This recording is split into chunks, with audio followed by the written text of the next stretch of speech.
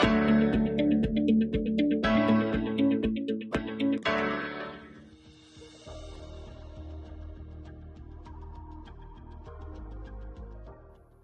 Everyone, welcome to the maths and stat session. आज के session में हम सीक्वेंस एंड सीरीज में पढ़ेंगे अरिथमेटिक प्रोग्रेशन। अरिथमेटिक प्रोग्रेशन जो है कार्ल फ्रेडरिक गॉस ने अपने बचपन में यूज कर लिया था। जब वो प्राइमरी स्कूल में थे और 1 to 100 का सम कर रहे थे, उस समय उन्होंने इसका यूज किया था। चलिए इसकी डेफिनेशन से इसे समझते हैं। अरिथमेटिक प्रोग्रेशन जो है उसके अंदर दो कॉन्जिक्यूटिव टर्म्स का जो डिफरेंस है ना, वो कांस्टेंट रहता है। फॉर एग्जांपल 2, 4, 6, 8, 10, 12 ये एक एपी है। इसको हम एपी क्यों कह रहे हैं? क्योंकि इनका कॉमन डिफरेंस सेम है। 4 माइनस 2 2, 6 माइनस 4 अगेन 2। कोई भी दो कॉन्जिक्यूटिव टर्म्स को अगर मैं ले रही हूँ तो उनका जो डिफरेंस है वो कांस्टेंट आ रहा है। कितना आ रहा है? 2। इसको हम कहते हैं कॉमन डिफरेंस। फर्स्ट टर्म हो गई इसमें 2 और कॉमन डिफरेंस हो गया 2। अब बात करते हैं एग्जाम्पल की। एग्जाम्पल में हमारे पास एजुकेशनल इंस्टीट्यूट में फर्स्ट ईयर में 10,000 स्टूडेंट्स, जो कि हर साल 500 बढ़ जाते हैं। दैट मीन्स सेकेंड ईयर में 10,500 हो गए, थर्ड ईयर में 11,000। हमारे पास यहाँ पर जो टेबल है ये 8 ईयर्स का डाटा बता रहा है।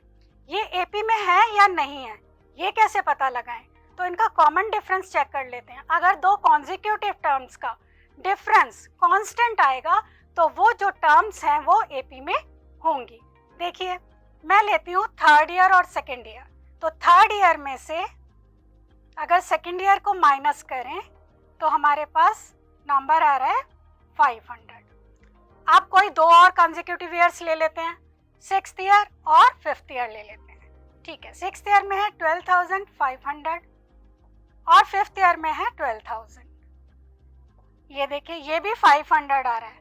दैट मीन्स इन नंबर्स में दो कॉन्जिक्यूटिव ईयर्स का अगर मैं डिफरेंस लूं तो वो 500 ही आ रहा है। इसका मतलब ये हुआ कि ये जो है एक सीक्वेंस जो है ये एपी में है। अब बात करते हैं general term of AP.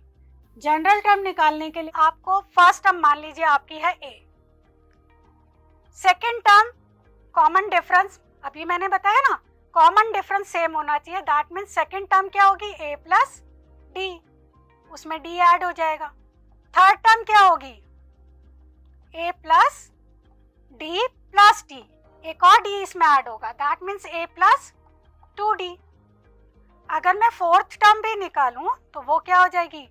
A plus 2d plus D, एक और डिफरेंस इसमें ऐड होगा। That means A plus 3d। अब इस पैटर्न को आप ध्यान से देखो। अगर इसे हम जनरलाइज करें तो a n is equal to a plus, यहाँ पर 4 है यहाँ पर 3 है। दैट मीन्स 4 में से एक कम किया है तो हम यहाँ पर क्या लिखेंगे? n-1 इंटू में d। ये हो गई आपकी general term of n AP. AP की जनरल टर्म हो गई a प्लस n-1 d। अब बात करते हैं sum of n terms of n AP. n terms का अगर मुझे सम निकालना हो तो उसका फॉर्मूला क्या होगा? उसका फॉर्मूला होगा Sn is equal to n/2 2a plus n-1 d, where a is what? First term and number of terms, and what is d? Common difference.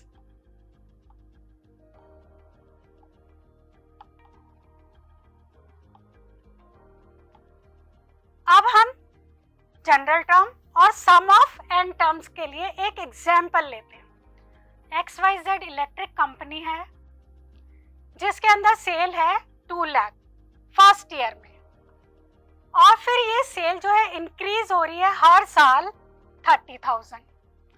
तो सबसे पहले वो कह रहा है कि कंपनी की फिफ्थ ईयर में कितनी सेल हुई वो निकालो, और उसके बाद टोटल सेल फर्स्ट 5 ईयर्स की वो निकालो। तो इसमें आप देखो A is what? A is 2 lakh 1 2 3 4 और D is what? Common difference 30,000। भाई हर साल जो है वो 30,000 इंक्रीज हो रही है ना सेल, तो कॉमन डिफरेंस कितना हो गया 30,000। अब हमें निकालना क्या है A5, फिफ्थ ईयर में उसकी कितनी सेल हुई है। A5 के लिए जनरल फॉर्मूला आपको पता है A प्लस n-1, यहाँ पर n क्या है 5, दैट मीन्स 5 माइनस 1 D। अब A की जगह आप क्या वैल्यू रखेंगे 2 lakh plus 5 minus 1 4, D is what 30,000। इसे सॉल्व कर लेते हैं अब हम।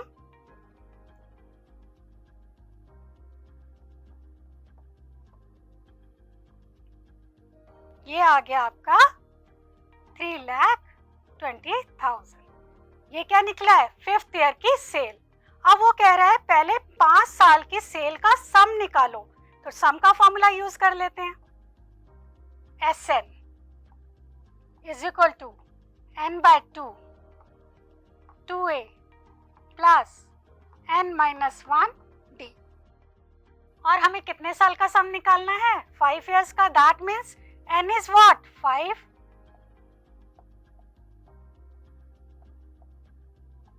और a तो आपने देखा ही है 2 lakh plus 5 minus 1, d is what 30,000। इसे सॉल्व कर लीजिए, आपका आंसर आ जाएगा 5/2 4 लाख प्लस 4 इंटू 30,000, ये हो गया आपका 5/2 4 लाख प्लस 1,20,000। ऐड कीजिए इसे,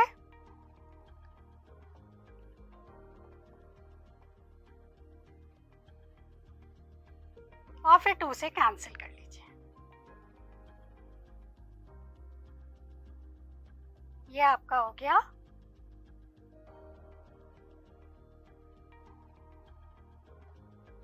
आंसर। ये आपका आंसर आ गया।